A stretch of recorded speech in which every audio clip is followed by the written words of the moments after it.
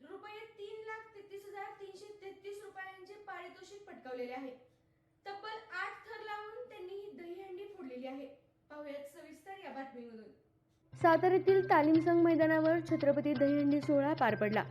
छत्रपती उदयनराजे भोसले मित्रसमूहाच्या वतीने शिवानीताई प्रीतम कळसकर यांनी आयोजित केलेल्या या दहीहंडी सोहळ्यामध्ये जिल्ह्यासह इतर जिल्ह्यातील देखील गोविंदा पथके सहभागी झाली होती।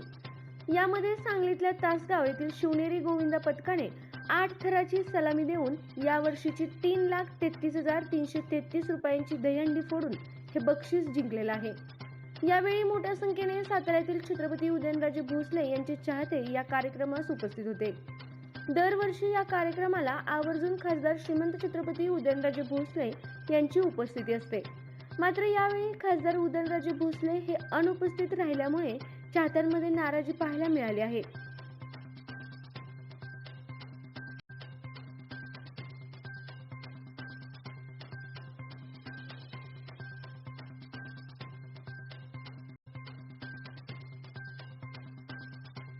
आपल्या तालुक्यातील जिल्ह्यातील बातम्या सर्वप्रथम पाहण्यासाठी आजच सातारा न्यूजला YouTube चॅनलवर सबस्क्राइब करा, लाईक करा, शेअर करा आणि बेल आयकॉन प्रेस करायला विसरू नका।